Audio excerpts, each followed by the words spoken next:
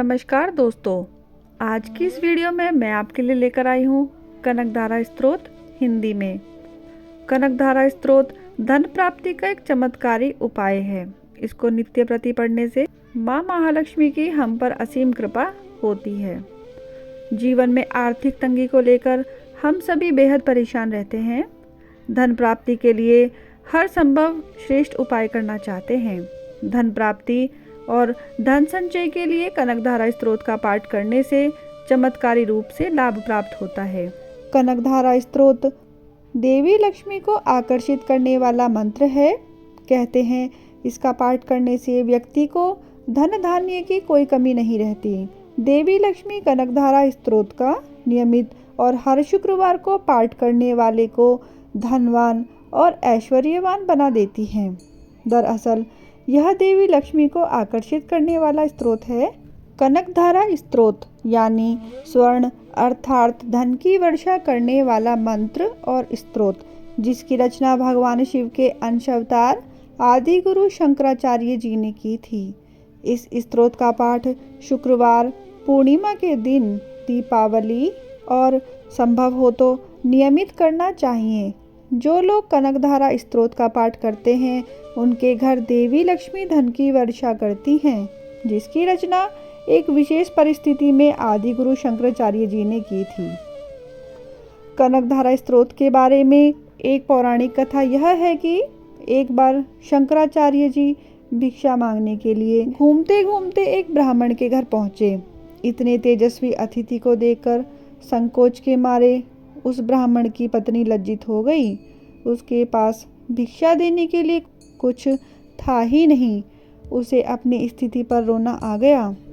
नम आँखों के साथ उसने घर में रखे कुछ आंवला लिए और सूखे आंवले तपस्वी को भिक्षा में दे दिए।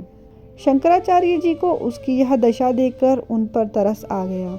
उन्होंने तुरंत ही ऐश्वर्यदायक दशविध लक्ष्मी देने वाला अधिष्ठात्री करुणामयी वात्सल्यमयी नारायण पत्नी महालक्ष्मी को संबोधित करते हुए एक स्तोत्र की रचना की।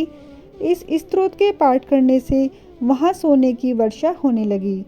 इससे इस स्तोत्र का नाम कनकधारा स्तोत्र हुआ। कनक का मतलब होता है सोना। वर्षा के समान सोना बरसने से ही यह स्तोत्र कनकधारा स्तोत्र के नाम से प्रसिद्ध हुआ। कनकधारा स्तोत्र की विशेषता यही है कि यह किसी भी प्रकार की विशेष माला, जाप, पूजन विधि विधान की मांग नहीं करता, बल्कि सिर्फ दिन में एक बार इसको पढ़ना पर्याप्त है। साथ ही प्रतिदिन कनकधारा यंत्र के सामने दीपक और अगरबत्ती लगाना आवश्यक है। अगर किसी दिन यह भी भूल जाए तो बाधा नहीं आती, क्योंकि यह सिद्ध मंत्र होने के कारण चैतन्य माना जाता है। माँ लक्ष्मी की प्रसन्नता के लिए जितने भी यंत्र हैं उनमें कनकधारा यंत्र तथा स्तोत्र सबसे ज़्यादा प्रभावशाली एवं अतिशीघ्र फलदायी हैं। आपको सिर्फ कनकधारा यंत्र कहीं से लाकर पूजा घर में रखना है। यह किसी भी पूजा की सामग्री की दुकान पर आसानी से उपलब्ध हो जाती है। तो आइए प्रारंभ करते हैं श्री कनकधारा स्तोत्र हिंदी अनुवाद में। बोलिए भगवान विष्णु की जय, माता महालक्ष्मी की जय। जैसे भ्रमरी अधखिले कुसुमों से अलंकृत तमाल तरु का आश्रय लेती है, उसी प्रकार जो प्रकाश श्री हरि के रोमांच से सुशोभित श्री अंगों पर निरंतर पड़ता रहता है तथा जिसमें संपूर्ण ऐश्वर्य का निवास है, संपूर्ण मंगलों की अधिष्ठात्री देवी भगवती महालक्ष्मी की वह दृष्टि मेरे लिए मंगलदायी हो। जैसे भ्रमरी महान कमल दल पर मंडराती रहती है, उसी प्रकार जो श्री हरि के मुखारविंद की ओर बराबर प्रेम पूर्वक जाती है और लज्जा के कारण लौट आती है, समुद्र कन्या लक्ष्मी की वह मनोहर मुग्ध दृष्टिमाला मुझे धन संपत्ति प्रदान करे। जो संपूर्ण देवताओं के अधिपति इंद्र के पद का वैभव विलास देने में समर्थ है। मधुहंता श्री हरि को भी अधिकाधिक आनंद प्रदान करने वाली है तथा जो नीलकमल के भीतरी भाग के समान मनोहर जान पड़ती है। उन लक्ष्मी जी के अधकुले नेत्रों की दृष्टि क्षण भर के लिए मुझ पर थोड़ी सी अवश्य पड़े। शेषशायी भगवान विष्णु की धर्मपत्नी श्री लक्ष्मी जी के नेत्र हमें ऐश्वर्य प्रदान करने वाले हों, जिनकी पुतली तथा बरौनिया अनंग के वशीभूत हो, अध खुले किंतु साथ ही अपलक नयनों से देखने वाले आनंद कंद श्री मुकुंद को अपने निकट पाकर कुछ तिरछी हो जाती हैं, जो भगवान मधुसूदन के कौस्तुभमणि मंडित वक्ष स्थल में इंद्रनीलमयी हारावली सी सुशोभित होती हैं तथा उनके भी मन में प्रेम का संचार करने वाली हैं। वह कमल कुंज वासिनी कमला की कटाक्ष माला मेरा कल्याण करे।